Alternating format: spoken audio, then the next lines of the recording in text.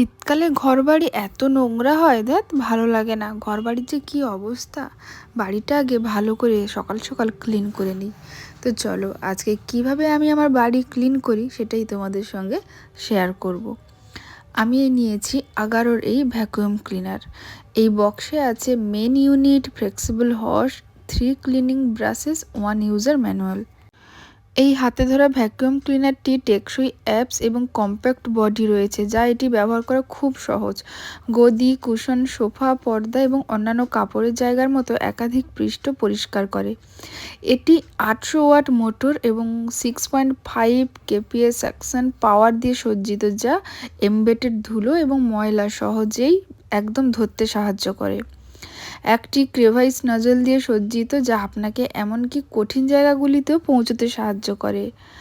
0.8 litre ধারণ ক্ষমতার dust bag সহ আসে। নিরবচ্ছিন্ন পরিষ্কারের জন্য একাধিক ক্লিনিক ব্রাশ এবং 5 মিটার লম্বা কর্ড দিয়ে সজ্জিত। অ্যাপস প্লাস্টিক বডি এটিকে টেকসই এবং হালকা করে তোলে। এর কম্প্যাক্ট আকার একটি সংরক্ষণ করা সহজ করে তোলে। 1 বছরের জন্য ওয়ারেন্টি থাকে। ঝামেলা মুক্তর জন্য এই ভ্যাকুয়াম ক্লিনারটা কিন্তু খুবই ভালো। হোম, অফিস থেকে শুরু করে গৃহস্থলীর বিভিন্ন রুম, সব জায়গাতেই আমরা এটা ইউজ করতেই পারি। আর এই ভ্যাকুয়াম ক্লিনারে যেটা মাল্টিপারপাস ব্রাশ আছে, যেটা সোফা, কুশন, পর্দার মতো বহুমুখী কাপড়ে খুব ভালো কাজ করে। নজেল, যেটা ফাটল নজেল, সোফার কোণ, জানালার চ্যানেল, পৌঁছানো কঠিন জায়গা সব জায়গাতেই খুব ক্লিয়ার করে। হোস পাইপ এক্সটেনশন আপনাকে অতিরিক্ত নাগাল দেয়, বৃহত্তর স্থান পরিষ্কার করতে আরও আরামদায়ক করে তোলে। আর তারটি কিন্তু 5 মিটার, অতএব বাড়ির এক রুম থেকে অন্য রুমে যেতেও কোনো প্রবলেম হয় না। এটার জন্য কি করতে হবে? 6 অ্যাম্পিয়ার সকেট ব্যবহার করতে হবে। নরম কাপড় দিয়ে মূল ইউনিটটি শুকিয়ে নিতে হবে। নরম ব্রিসল ব্রাশ দিয়ে ফিল্টারটি ব্রাশ করুন। ভেতরের কালো ফিল্টারটি কেবল নরম ব্রিসল ব্রাশ দিয়ে পরিষ্কার করুন। আর এই ভ্যাকুয়াম ক্লিনারে কি করব না, আমরা কোনো ভেজা আবর্জনা পরিষ্কার করব না, বেশিরভাগ আমরা শুকনো জিনিসই পরিষ্কার করব। আর প্রধান ইউনিটটি কখনোই ধুয়ে ফেলবো না বা জলে আমরা ওটা ডুবাবো না। মেশিনটি অতিরিক্ত ব্যবহার করা যাবে না, একটা লিমিট তো থাকে, লিমিট অনুযায়ী ব্যবহার করতে হবে। আর যদি গরম হয়ে যায়, ঠান্ডা হয়ে গেলে কিন্তু আমাদের ব্যবহার করতে হবে। তো দেখুন কতটা সুন্দরভাবে এই ভ্যাকুয়াম ক্লিনার আমার বাড়ির কোনায় কোনায় ধুলো পরিষ্কার হয়ে উঠে আসছে। এই যে দেখুন, এর ভেতরেও জমা হয়ে আছে, এছাড়া ওই ছাকরিটাতেও কিন্তু লেগে আছে। খুবই ইউজফুল একটি আগারোর এই প্রোডাক্ট। অবশ্যই আমার ডেসক্রিপশন বক্সে লিঙ্ক দেওয়া থাকবে, ওখান থেকে নিয়ে নিতে পারবেন। আজ হলো সোহাগের মাসি ভাত। আমরা বাড়িতে ভেবেছি মাসি ভাতই করাবো। সবসময় যে মামা ভাত হতেই হবে ওটার তো কোনো কথা নেই, মাসি ভাতই হবে। তো দেখো, ওর মাসি ভাত হচ্ছে আজকে। আর মাঝে কিন্তু আমরা ওকে নিয়ে নার্সিংহোমে ভর্তি হতে হলো, অসুস্থ হয়েছে অনেক প্রবলেমের জন্য। আমরা এটা করছি 11 দিনের দিন। অ্যাকচুয়ালি এটা 3 দিন, 5 দিন, 7 দিনে করতে হয়। আমরা আর তখন পারিনি, ওর শরীরটা ভালো ছিল না, তাই আমরা 11 দিনের দিন করছি। তো ওর জন্য কত সুন্দর থালি সাজিয়েছে। হ্যাঁ, ও হয়তো অত কিছু খেতে পারবে না, বাট দেখতে তো ভালো লাগবে, ফটো তো উঠবে। এই যে দেখো ওর আর মাসি ভাতের ড্রেসটা দেখো, এই যে টুপি সোয়েটার পরেছে, এটাই হলো ওর মাসি ভাতের ড্রেস। মা নিজের হাতে বানিয়েছে, মামা ভাত যেটা বলে। ওর পাপাও ওই যে আছে, আর আলাদা করে ড্রেসও কিনেছে। কিন্তু সব থেকে দেখো এই সোয়েটারগুলো এত কষ্ট ভালোবাসা দিয়ে বানানো, এটার ব্যাপারটা একটু আলাদাই হয়। এদিকে যে আমার বোনও রেডি, আমি আর তেমন কোনো রেডি হইনি, জাস্ট নর্মাল একটা কুর্তি পরে নিয়েছি। এদিকে আমার দুষ্টু আমাকে কোলে নিয়ে বসছে, আর এই যে সোনাইবাবু বসে পড়েছে। মাসি ভাত দেবে বলে কথা। আর অ্যাকচুয়ালি ওর মুখে ভাতের দিন আমরা জাস্ট মুখে হালকা করে একটু প্রসাদ লাগিয়েছি, মানে তেমনভাবে যে ওকে অনেক খাওয়ানো হয়েছে তা নয়। আসলে ভয় করছিল প্রথমবার বেশি করে খাইয়ে দিলে যদি আবার অ্যাসিডিটি হয়ে যায়, বমি টমি করে অল্প খাওয়ানো হয়েছে, আজকেও তাই। আর ওর কিন্তু পুরো 6 মাস যে হয়ে গেছে অন্নপ্রাশন হচ্ছে তা নয়, একদমই বলতে পারো 5 মাসের মাথায়, মানে 5 মাস 4 দিনের দিন ওর অন্নপ্রাশন হয়েছে। অনেক ছোট মাস হিসেবে 6 মাস পড়তেই আমরা করে নিয়েছি। ডেটটা ওই সময় হলো 25শে ডিসেম্বরের দিন হয়েছিল। তো ওই সময় মানে অন্নপ্রাশনের ডেটটা 25শে ডিসেম্বর ছিল। ওই সময় হলে সবার ছুটি ছাটা পাবো, সবাই গেস্টরা, আত্মীয় স্বজন সবাই আসতে পারবে, ওই জন্য আমরা ওই ডেটটাই সিলেক্ট করেছিলাম। তাছাড়া আবার নতুন বছর প্রথমে সবাই অনেক কাজে আবার বিজি হয়ে যাবে, ওই জন্য। এই যে দেখো, এদিকে ওর সোনামা ওকে মুখে প্রসাদ দিচ্ছে। অনেকেই বলো যে দিদি মাসিকে মাসি শেখাও, সোনামা এইগুলো মানে এই ধরনের কেন তোমরা শেখাচ্ছ? দেখো ছোট থেকেই আমার বাড়িতে একটু আমরা এরকমই ডাকি। আমি আমার মাসিকে যা বলে ডাকি এরকম তো এখনও অবধি কেউ ডাকে বলে আমার আমার জানা নেই। দেখো আমার দুষ্টু মাম, ছোটো মাসিকে আমি দুষ্টু মাম বলি, আর আমার বড় মাসিকে মিষ্টি মাম বলি। তো সেম টু সেম সবাই বলে, বেশ শুনতে ভালো লাগে। যাই হোক, আর আমার দাদু দিদাকে দাদুকে ডাকি তাতা, আর দিদাকে তিতুন। ছোট থেকে কেউ শেখায়নি নাকি, আমি বড় তো আমাকে বাড়িতে বলে কেউ শেখায়নি, আমি ছোট থেকেই নাকি তাতা তিতুন বলে ডাকা শুরু করেছি। আর দুষ্টু মাম মিষ্টি মামটা শিখিয়েছে। তো সেম টু সেম আমার সোহাগের ক্ষেত্রেও ওকে সোনাই থেকে ওর নাম, সোনাই থেকে সোনামা, আমরা ওকে সোনামা বলতে শেখাবো, চেষ্টা করব।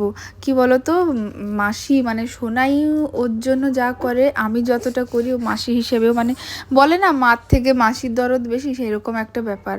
আমার প্রেগনেন্সি জার্নি থেকে এখন অবধি আমার বোন আমার জন্য যা যা করে, যা কেয়ার করে, আমি দিদি হিসেবে হয়তো এতটা ওর জন্য কিছুই করতে পারি না, ও আমার জন্য যতটা করে। তো আমি সত্যি খুবই লাকি যে আমি আমার বোন এরকম একজনকে পেয়েছি যে আমাকে এত ভালোবাসে, এত কেয়ার করে।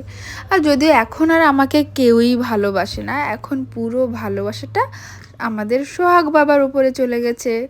তো এই যে সোহাগ বাবা বসছে, আর ওকে মামা ভাতে হাতে এই রূপোর চুড়ি, নজর কাঠি দেওয়া আছে, মানে এভিলাই দেওয়া আছে, ওটা দেওয়া রূপোর চুড়িটা ওকে দিচ্ছে মামা ভাত থেকে, মামা বাড়ি থেকে ওর মাসি সবাই মিলে। দেখো সোনার চুড়ি তো আছে, মিষ্টি মাম দিয়েছে, আর মামা ভাতের রূপোর চুড়ি। সোনার চুড়িটা তো সবসময় পরানো যাবে না, আর এই চুড়িগুলো বেশ ভালো লাগে, ইভিলাই দেওয়া চুড়ি। পরে আমি তোমাদেরকে পুরো ভিডিওটা ক্লোজ থেকে দেখাবো কেমন হয়েছে কি। আর দেখো এদিকে সোনার দাম কীরকম বেড়েই চলেছে, আর রূপোও তো সেই সোনার সঙ্গে পাঙ্গা দিয়ে এখন রূপোও চলছে বেড়ে। আর এই যে আমাদের সোহাগ বাবা চুপটি করে বসে চুড়িটা পরে নিল। ওকে আর আমরা আলাদা করে চুড়িটাই শুধু পরিয়েছি, পায়ে কেন গলায় ওগুলো আর কিছু পরাইনি। এত ছোট বাচ্চা তো কোথায় গলায় লেগে যাবে কি হবে, ওই জন্য আমরা পরাইনি। একটু বড় হোক, যদিও মেয়েদের যতটা এইসব দিকে ইন্টারেস্ট থাকে, পড়তে ভালোবাসে, ছেলেরা কিন্তু খুব একটা এগুলো ভালোবাসে না। এদিকে মামা ভাতে নাকি দাদুকেও খাওয়াতে হয়, তো এবারে মামা ভাত সরি মাসি ভাত, আমাদের তো হচ্ছে মাসি ভাতে, তার মাসি খাওয়ালো, এরপরে দাদু খাইয়ে দিচ্ছে।